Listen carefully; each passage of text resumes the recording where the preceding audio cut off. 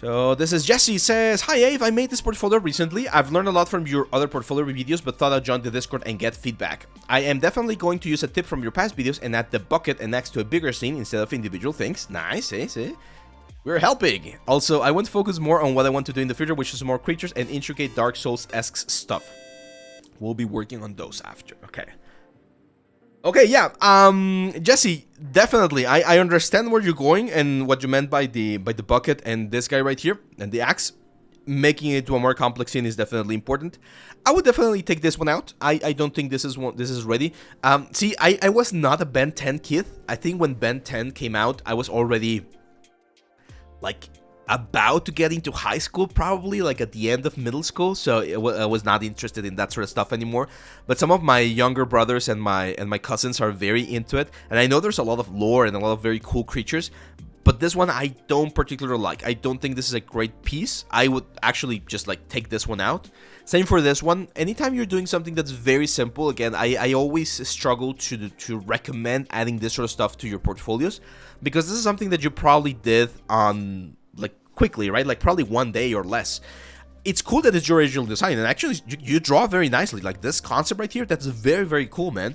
But I would rather you do this version where the character is open with all of the different props, do the proper workflow of retopology, game ready asset, or cinematic render asset, so that you can really showcase all that stuff. Movie quote, I think I'm gonna have to ban you, man. David, can you check this guy on YouTube? A little bit of spam there. So yeah, and then we have this bucket. This bucket is really good. I like it. I really like this bucket, but I'm gonna give you an advice that I think is gonna help you and of course everyone else watching today. So the problem with this kind of stuff is that sometimes we forget that we can add a little bit more complexity to the elements, okay? What do I mean by this? If you were to go, let's say, to ZBrush, or even in Blender, I'm not sure where you did this specifically, but if you go to ZBrush or to Blender, and you grab your brush, you can start adding, you know, like little hits here and there, like little damages on the high poly, right? And you could even sculpt this in Substance as a low poly. Like you can use height maps and height layers to really do this. And see how it breaks the silhouette a little bit more, right? It's kind of like doing a metal edgeware, but it's a metal edgeware that we're doing directly on the asset instead of or actually we're like modeling. So those sort of like details can really make the whole thing more interesting. So that's one of the things that it's missing, because right now it looks very plain. It looks very sort of like similar, symmetrical. Like there's not a lot of variation on the forms, and you don't have to go crazy. Like sometimes the stylized people, when you're doing stylized work, people will go like really, really crazy. What the hell happened here? Where's the rotation tool? There we go. So people will go really, really crazy and add way too much detail, like way too much destruction and stuff like that. You don't need to do that, but just adding a little bit of that, you know, a couple of scratches here and there, right? Can you see how this makes it way more interesting? That's what we're looking for. Like something that tells a story, that shows that this bucket has gone through specific elements. Let's see. No, it's not that I don't like Ben 10. It's just that I never watched it. So I guess if I had watched it, I would have liked it as well. It's just I've never watched it, so I don't have that connection to it. But I liked some of the alien designs. They're very cool. Should you include mostly kit bash renders in your portfolio? No. Kit bashing or using like assets from Quixel Megascans or any of these free assets online is fine, but the main piece should be something that you did, because otherwise, what's keeping you or what's making you separate from anyone else who could just grab the same assets and like mash them together into a composition, right? So you want to show that you can do something very specific. Yeah, some termite holes, like all of those details could be very good.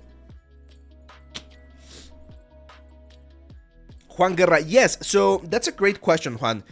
Making assets for a game store is perfectly valid. Even we in the studio, we've bought assets that we needed for specific projects and we need to save time. So it's definitely It's definitely a good solution. I've never done it myself, so I wouldn't be able to give you an informed like opinion about whether it's a good idea or not. But I know a lot of people sell stuff, even here in ArtStation. So I would say go for it. Give it a shot. And if it doesn't work, again. And every single thing we do, as long as it pushes us forward, even if it doesn't succeed, we'll teach you something. So that's important. No. You don't have to add scratches or edgeware, for example. If the prop, as you said, is just new, it just came out of the factory and it's like, so you just bought it from the store, then it's gonna be very clean, very nice. So I'm not against having clean assets. I'm against having inconsistent stories being told, right? So in this case, for this bucket, this does look, even before I added the metal edgeware and stuff like that, this does look like an old bucket. So if it's an old bucket, really stick to that idea, really stick to that story, and add all of these details that really sell it as a destroyed or damaged bucket. If it's a clean bucket that you're just buying from the store, then change the texture so it looks like a very clean, pristine bucket. So yeah, it's not necessary to add too much detail. It's just a matter of really playing to the specific like a purpose that your asset has. Juan, I'm gonna give you one more advice, and this is something that might sound a little bit weird that I'm about to say, but as we've seen these past couple of years, the industry right now is definitely going through a weird, very bad moment. Did you guys see? Let me go on and go full screen. Did you guys see that the Netflix studio where Rafael Grassetti was working just closed like a couple of days ago? Like, I don't know what's happening, but I can see a trend where really big projects are failing and studios are closing. There's still layoffs. Riot did another like round of layoffs a couple of weeks ago. I think Blizzard did as well. So it's crazy, guys. Like right now, the game industry, the film industry, the VFX industry, they're going through weird stages. There are some fatalist people out there that say, oh, the industry's dead, we're never gonna get our jobs back, AI is gonna take over. I don't believe that, of course. I think there's still gonna be plenty of work, but things are definitely shifting. So yeah. Even with Rafael Grassetti, it failed. Like, and it was not only him. There was like the guy who did Halo, like one of the art or not directors, like producers of Halo, was also working there, and they're all like, it's gone. So things go up and down, and there's absolutely nothing wrong. This is my advice to you and to everyone watching. There's absolutely nothing wrong to work on something that's not art related just to pay the bills while you keep working on your art on your off time or your free time while we wait for things to get better. Okay? I was talking to a friend of mine recently, and he is out of a job as well. He's looking for a job. He's got a good portfolio, but he hasn't had any luck. And he's telling me, hey, I might just go and start working like at a restaurant or like a store, you know, like a big chain store, at least for a couple of months while things get better. I'll keep working on my portfolio. I'll keep sending stuff, but I need money. I have a family. I need to support them. So there's absolutely nothing wrong with doing other types of works while you still pursue this dream or this passion, okay? Absolutely nothing wrong. I do that all the time. I do a little bit of translation on the side. I do a little bit of 3D printing on the side.